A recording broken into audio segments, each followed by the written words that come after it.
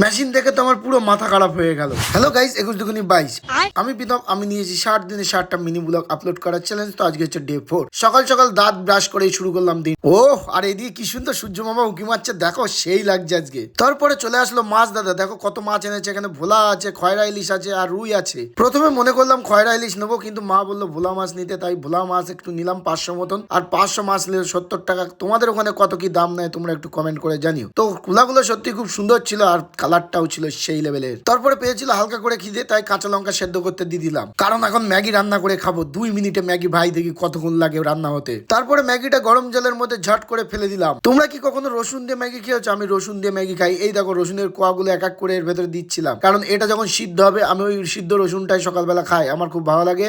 আর সারাদিন শরীরে এনার্জিটাও ভরপুর দিয়ে থাকে। ও দেখো গরমা গরম ম্যাগি আমার এখানে রেডি, বাটিতে একদম টকবক করে ফুটিয়ে নিয়ে এসেছি। ভাই 2 মিনিট তো লাগেনি, 2 মিনিটই বেশি লেগেছে, কিন্তু লেখা আছে 2 মিনিট। তারপরে গরম গরম ম্যাগি ফু দিয়ে ঠুস করে ঠুসে নিলাম এবং আমি রেডি হব দোকানে যাওয়ার জন্য।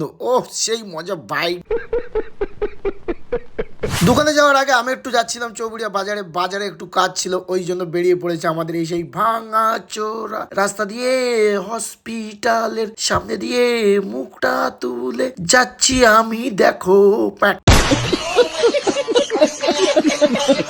তারপরে পাপাই তাকে ডেকে নিয়ে আসলাম যে চল আমার ঘরে একটু কাজ আছে, কারণ টিভিটা একটু দূরে লাগানো হয়ে গেছে। যখন ঘুম এসে যায় না, খাটের থেকে উঠে গিয়ে সুইচটা বন্ধ করতে আমার খুব কষ্ট হয়ে যায়। ওই দেখো ওখানে সুইচ লাগানো, তো আমি এখানে বেড সুইচে নিয়ে আসলাম যাতে শুয়ে শুয়ে আমি টিভিটা বন্ধ করতে পারি। কাজ কমপ্লিট করার পরে আমি এখানে চেক করে দেখছিলাম টিভিটা ঠিকঠাক ভাবে চলছে কিনা। আর এই দেখো আমার রুমটা কি অবস্থা, চারিদিকে প্যান্জামা ঝুলছে।